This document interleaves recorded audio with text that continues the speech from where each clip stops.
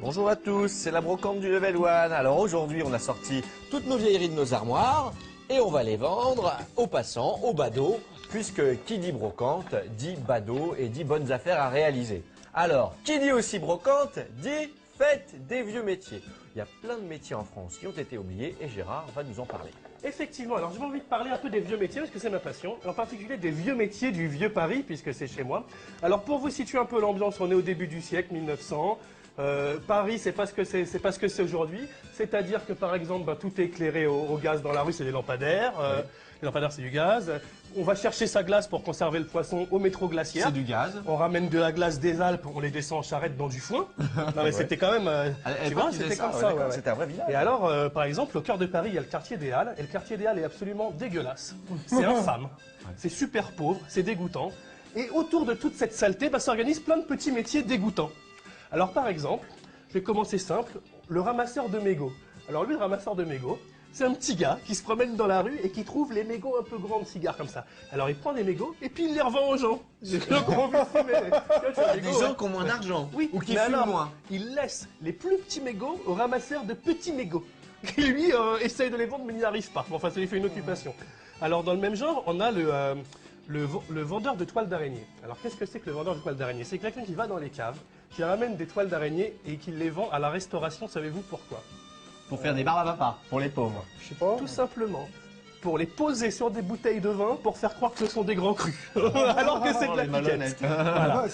Alors, parce qu'on parle de restauration, il y a quelque chose moi que j'adore, c'est qu'à l'époque, les aliments ont toute une vie. C'est-à-dire que quand on fait un pot-au-feu, on va garder l'os et il resservira ensuite à faire un pot-au-feu pour faire du bouillon. C'est le recyclage. Voilà. Quoi. Donc on réutilise l'os. Et cet os qu'on a réutilisé, on le réutilise encore pour faire une soupe pour les pauvres, pour que ça donne un peu de goût. Une soupe à l'os. Le truc, c'est que une soupe, un bouillon, il y a des yeux dans le bouillon.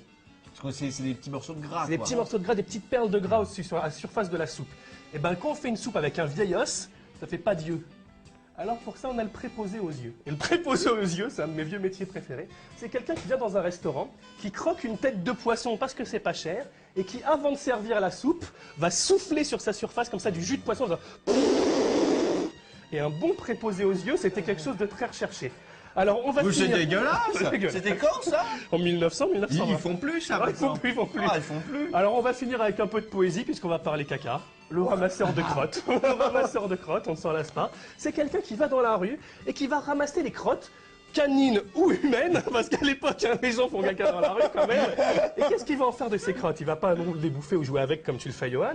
Il va aller les vendre au tanneur, le fabricant de cuir, qui va utiliser dans son bouillon pour faire tanner le cuir, des crottes de chiens. Et les crottes de chiens, des chiens bourgeois, étaient beaucoup plus recherchées parce qu'ils avaient une meilleure alimentation et parfois une meilleure alimentation que les pauvres. C'est dégueulasse. C'est que tu étais un vieux cuir de ton grand-père, il a été macéré dans la merde. Voilà. C'est dégueulasse. Voilà, mais il faut des petits métiers pour tout le monde. Alors moi j'avais un dernier vieux métier, parce que je me suis renseigné, puisque Gérard sa passion c'est les vieux métiers, je me suis dit je vais essayer de l'épater. Et j'ai trouvé un vieux métier. Est-ce que vous connaissez la loueuse de sangsues?